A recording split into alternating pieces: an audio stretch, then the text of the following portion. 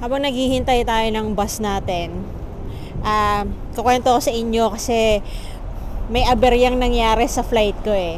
So yung flight ko from Sydney, ang baba niya sa Haneda, tapos may connecting flight papunta dito sa Osaka. Pero 2 hours lang yung gap between nung dalawang flight. So by the time na nakalabas ako ng immigration ng Japan, naiwan na ako ng flight ko kasi sobrang haba. Siguro may mga 300 taong nauna sa akin sa immigration. Tapos 10 lang yung bukas na counter. Hindi ko na-expect sa Japan I thought they'd be more efficient than that. Pero, well, there you go. Tapos nalaman ko pa, ibang terminal pa pala yung aking dapat na panggagalingan. So, lumipat pa ako ng Terminal 2 galing sa Terminal 3. Na talaga namang pagdating ko dun sa Terminal 2, nakaalis na yung flight ko. So, pero ito yung malupit sa mga Hapon, diba? Kung sa Pilipinas yan, walang pakialam yung Cebu Pacific kung nangyari yun, diba? Pero sila hindi. Binook nila ako ng ibang flight. Unfortunately, puno na yung lahat ng mga Kansai Airport na flight. So, ang kinabagsakan ko ay Itami Airport. Okay lang sana yun kung hindi ako nag-pre-order ng SIM card na ang pick-up ay sa Kansai Airport. At sayang yung SIM card na yun kasi $50 siya eh. So ngayon, naghihintay ako dito sa bus stop number 5, papuntang Kansai Airport, makita niyo dyan sa taas, para pick upin yung SIM card ko kasi hindi siya refundable at hindi siya pwedeng i-cancel. So, ano pa nga bang gagawin natin, di ba? Hindi ako sanay na mag-vlog gamit yung phone ko. Hindi ko alam kung saan ako titingin. Nakikita ko yung camera dito, so dito ako nakatingin. Pero, pag pina-playback ko, hindi pala mukhang nakatingin ako sa inyo. So, yan. Anyway, at super bait ni Sato-san. Siya yung tumulong sa akin. Napakabait, napakagandang dalaga. Medyo hirap siyang mag-English, pero she is really trying her best. Binigay niya pa sa akin kung ano yung bus na pwede kong sakyan, kung ano yung mas matipid, ano yung mas mabilis, ano yung mas convenient. Nilagay niya pa, pag na-miss mo tong bus na to, ito na yung susunod na bus. So, nakakatuwa siya. So, kung makikita niyo si Sato-san, sa ground staff siya ng ANA sa Terminal 2. Hindi ko alam kung lagi siyang nandun, pero mag-hello kayo.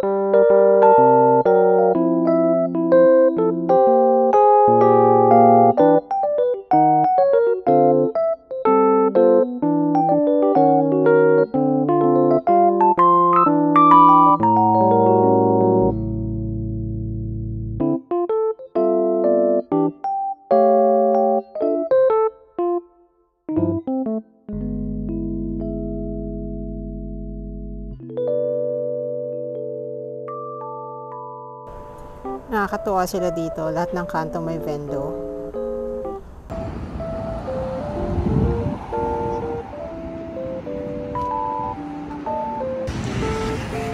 Nakikita nyo ba ang nakikita ko? Family Mart. Bili tayo family chicken. Ito na ang pinagmamalaking family chiki ni JM.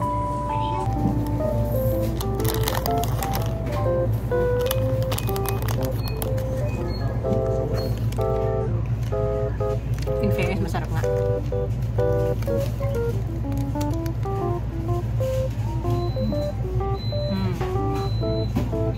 Nakakita agad ako ng 100 yen shop.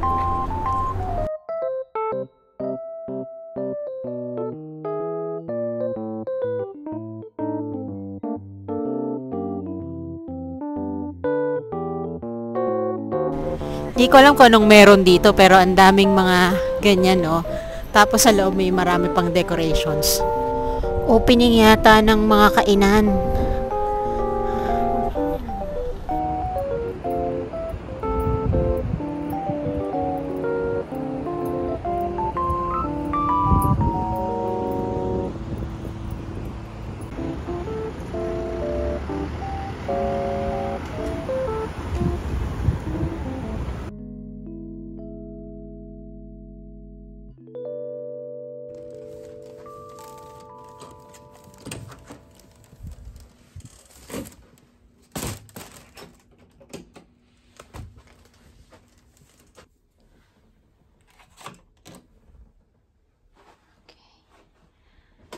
So, room tour tayo. Dinala na nila dito yung luggage ko.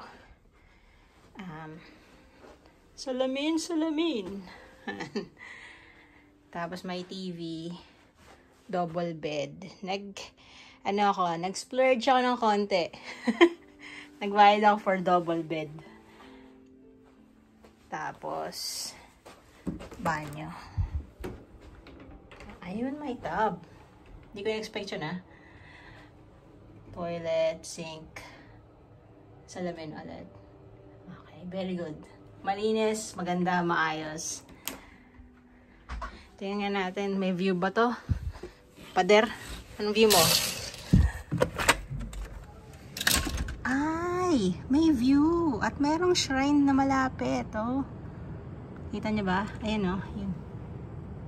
Yon. Okay. Buksan ko yung bintana para pumasok ang hangin.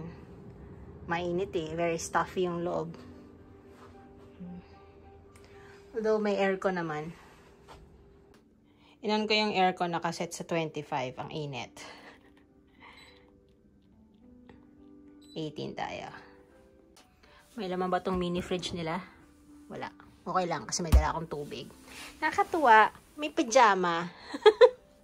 Masuot nga yan. Okay, ngayon nakapag-check-in na ako. Maliligo muna ako kasi yung huling ligo ko kagabi pa. Nag-toothbrush naman ako. Pero maliligo ako and matutulog siguro ako ng konti. Nap. Kasi sobrang sakit ng ulo ko sa puyat at sa pagod at sa stress ko ngayong araw. Babalikan ko na lang kayo kapag nakapagpahinga na ako.